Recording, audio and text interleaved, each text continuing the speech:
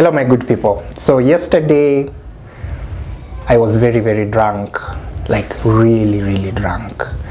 And like most of us, when we are drunk, we like to make phone calls. So it's either we are calling our mothers to tell them how much we love them, or we are calling some ex somewhere to tell them how hard it has been to move on from them. But fact is, when you are drunk, you make calls. And of course, there's some level of courage that comes with alcohol. And I usually say that when you drink alcohol and you are not able to speak in English, then that was a waste of alcohol. Either way, at this particular point yesterday in the evening, I had quite a number of bottles to partake, and my feelings and emotions towards this lady by the name Eva came kicking in. So I thought that this was the best time to, either call her or text her and profess my feelings for her, because then I found that at that particular point, however tipsy I was, I had the courage to reach out to this lady who I was really crushing on. So Eva was of course still is, but a very beautiful lady. She was well educated, very calm, moneyed of course, and completely out of my league. But she had taken my heart captive. I really crushed on Eva. But I wouldn't have gotten the guts ordinarily to, approach her like a man and profess my feelings. So I had to always wait for some little alcohol to, get to Eva. So yesterday the same happened to me, and I said, hey, come what may, today I have to let go and let Eva know what I feel about her, and even if she's interested, we could do a date and we get to know each other better. At this point in time, my very good people, it's important to know that I was in a very serious relationship. I was dating a very beautiful lady by the name Deborah. You want to now conclude that my crushing for Eva was out of lust? Maybe it's you to judge. But if chosen to choose between my current girlfriend Deborah and Eva, I would take Eva, run away with her, marry her, and enjoy life ever after. That's how much I was crushing for Eva. But I knew too well again that I wouldn't have her, because she was out of my league. We were in two worlds apart. But a man must always shoot his shot, right? So that's what I did. So I took my phone and sent this very long text professing what I felt, telling her that she was the lady of my dreams, and I wanted to share into her life and build something beautiful together. Of course I felt bad. I felt that I was emotionally cheating on my girlfriend Deborah, but cheating is not a mistake, it's a choice. So however much you want to judge me, that's what I felt, and that's the choice I made at that particular point. Deborah had loved me so much. Like, do you know those people who love you and you even wonder why they love you? She'd been there for me at even my worst. When I left the university, I was jobless. Deborah had stuck with me, she had hustled with me, and she had swore that she was willing, body and soul, to walk this journey of life with me to its full length. So we had enjoyed a very blissful relationship. So even when I was texting Eva my crush on my feelings for her, I felt a little bit tinge of guilt towards emotionally cheating on Deborah. But well, a man has to do what a man has to do. Yeah, so I drafted a long text professing my love, and I sent it to Eva. That was on WhatsApp. So message sent. So I started waiting for her to read this thing and perhaps reply, and the entire time my heart was beating, and I was like, damn, what's going to be her response towards this? And the wait began. 1 hour, Message not yet delivered, not yet read, so therefore not yet responded to. 2 hours, 3 hours, 5 hours, still there was no response from Eva towards the text that I'd sent her. So I decided to, you know what, let me continue drinking. In the fullness of that evening, definitely, she was going to get back.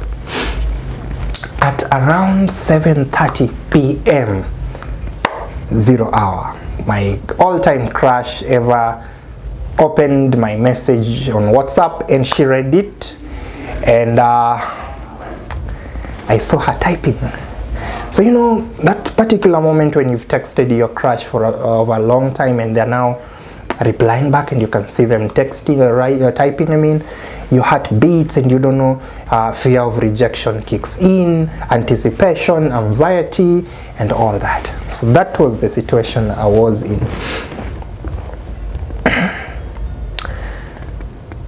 Eva replies, and first of all, being the decent, calm, and sharpened lady that she is, she first of all thanks me so much for having or harboring such very noble feelings for her. She really appreciated that, and she also told me that at that particular point she was not very keen on being in a relationship or starting something like a relationship with anyone, because for one reason or the other she was, you know, focusing on her career. So she politely told me that she was not in a position to commit. So I felt good and bad at the same time. I felt bad because she did not give me a direct yes or no, or she did not validate my feelings for her at that particular moment, but I felt good in the very decent and calm way that she had replied to me. So she, however, told me she would be in touch, we would be friends, and perhaps out of the friendship something would grow, who knows. And that particular statement gave me so much hope of ever being with this lady that I'd crushed on for the longest time yet. So fast forward, after what seemed to be like 4 days, I received a text, a WhatsApp text again from Eva. So Eva was telling me that, hey Socrates, how is your evening today? I have just left work a little bit early. I can grab an hour or two for the coffee date that you had proposed the last Saturday. My good people, you can almost imagine how I reacted when I received that particular text from Eva. I knew I'd made it. Indeed, there's a God somewhere. My crush had finally agreed to a date with me. This was surreal. This was the it. So I told her, yeah, when it was around 3 p.m. in the afternoon, and she was proposing the coffee date to be around 6 in the evening when she was leaving work. So I was at my place. I was having a lazy afternoon. So I remember, you know, checking out my closet, making sure the very best of clothes are there, prepared, ready to go into this date. Because I knew that it's out of this date again that I'm going to sell my prospect squarely to Eva, forever standing a chance of dating her, being in a relationship with her, and eventually marrying her, because then I was really, really smitten by Eva. So I begin, you know, cleaning. If it's socks, you know, the men, you go wash your socks very fast, and you just groom yourself ready for this explosive and wonderful evening with the crush of my life. So I remember after 45 minutes after I received that text from Eva, I also received a call from one of Deborah's colleagues. Remember, Deborah was the lady I was in a relationship with at that particular moment in time, and it's the lady I was secretly hoping to leave in case ever had said yes to my proposal to be in a relationship. So I was called that, hey, your girlfriend Deborah has fallen terribly ill and she needs you to go to the hospital that she has been taken to by her colleagues. So the person who called me was a colleague of Deborah's. So she told me that Deborah had been rushed to St. Francis Hospital in Kasarani, that I need to rush there and check out what was wrong. She had developed severe tummy illnesses, and I was like, Kwani, what is wrong? Kwani bad luck inatoka wapi? Yet I had a very serious pending date, and now muhadhara ndo hii imetokea. My Deborah needs my attention. But then she's my girlfriend, Even if I was going to meet the president and you're alerted that your girlfriend of 3 years is sick, you have to, prioritize. And I rushed. I took a motorbike from where I live at Kasarani to St. Francis Hospital. Is a 10 minutes ride, motorbike wise. So I took a boda and off I was to St. Francis Hospital. And while I was headed there, I was really praying that everything was well with Deborah, my girl, and that whatever complication she had gotten was not going to lead to severity of being admitted and all that. So I really prayed to God that this was just a normal sickness, and after getting a few medication, she was going to get discharged and be taken home for home-based care. So 10 minutes I was at St. Francis Hospital, and at the reception I was told that Deborah had been brought in ill by her colleagues from the office, and she had been actually admitted at Ward 2 of that particular hospital. So the nurse who was at the nurse's station came out and walked me to Ward 2. So when we got there, Deborah was being assisted or being checked by a doctor who I later established was an Indian, and I introduced myself to him. I said, hey, this lady here has been brought in ill, is my girlfriend, she's Deborah. I've just heard the news and I've come to be by her side and help establish what will be wrong with her tummy, because Deborah, for the longest time I've known her as my girlfriend, has never had any tummy problems or stomach related illnesses. So I was also in shock. At the back of my mind, my coffee date with Eva that evening kept on replaying, and I was asking God, no, this illness must be contained within the next 3 hours. I cannot afford to miss that particular date, because that is the one particular thing that I'd actually looked forward to for a better part of that particular year. And since it had been granted to me, nothing was going to stop that particular date. So the doctor told me that necessary tests were going on at the facility's laboratory. They were checking her blood and other required lab tests to determine and figure out what was truly wrong with my girlfriend Deborah. So he went away. He told me that he would be back shortly with some of the results that were already underway at the laboratory. And so after what seemed to be like 10 minutes, the Indian doctor came back. I was seated at that particular bed where my girlfriend Deborah was, and he told me that there was no need for alarm. There was no need for me or Deborah to be scared. Whatever Deborah was undergoing was normal. So I was like, oh my God, thank you so much.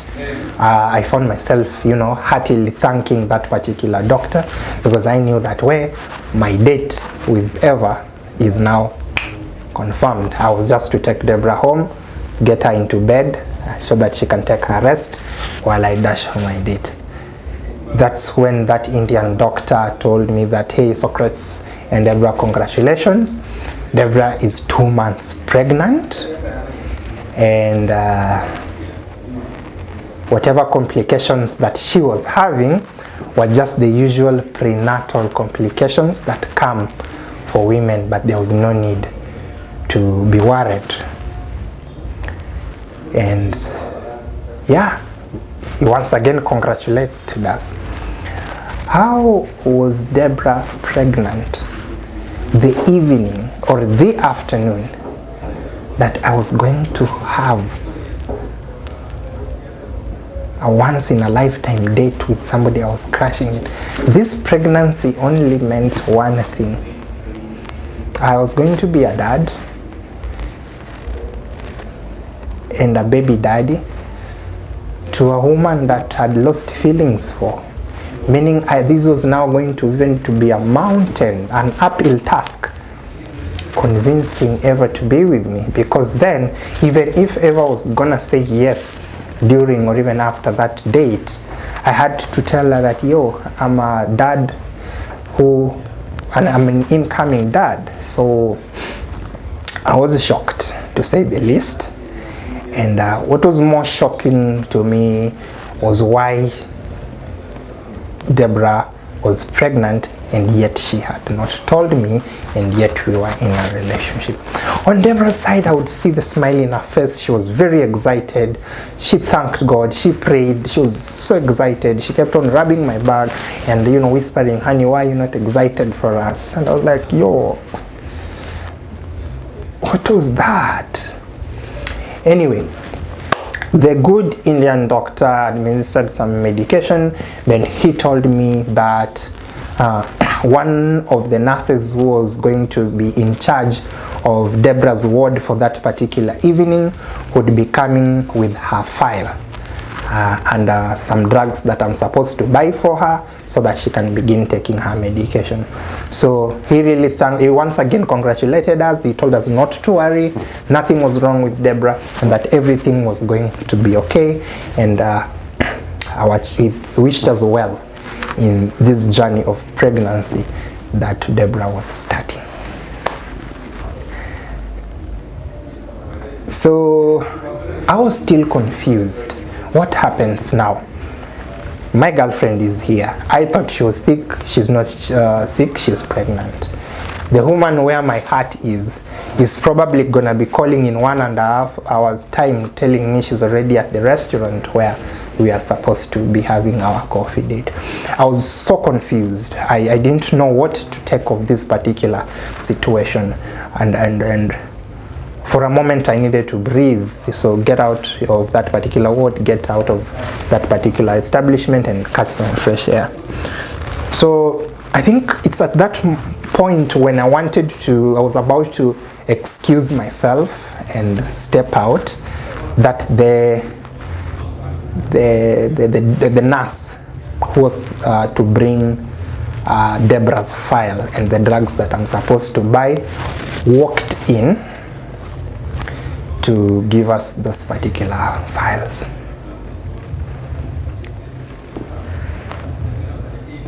That is when it came to me. I came to the terms that actually the nurse who was in charge of Deborah's file for that evening and medication was actually Eva, who was supposed to be meeting that evening for a coffee date.